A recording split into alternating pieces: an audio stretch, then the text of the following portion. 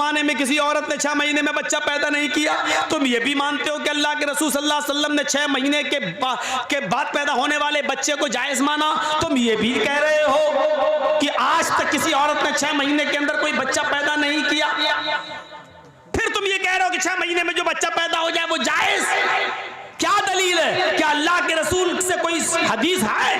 حضرت علی کہتے ہیں حدیث کی ضرورت نہیں ہے، قرآن میں مسئلہ موجود ہے۔ قرآن کہتا ہے 6 مہینے کے بعد بھی اگر عورت بچہ پیدا کر دے تو بچے کو جائز مانا جائے گا۔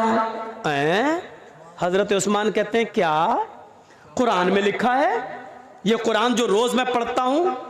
حضرت علی کہتے ہیں آپ پڑھتے ہیں لیکن شاید غور نہیں کر سکے۔ حضرت عثمان نے کہا لوگو دلیل مانگو علی سے۔ حضرت علی نے کہا دلیل سنو۔ اب دلیل سنیے اور سنو، گیت بہت سن چکے ہو،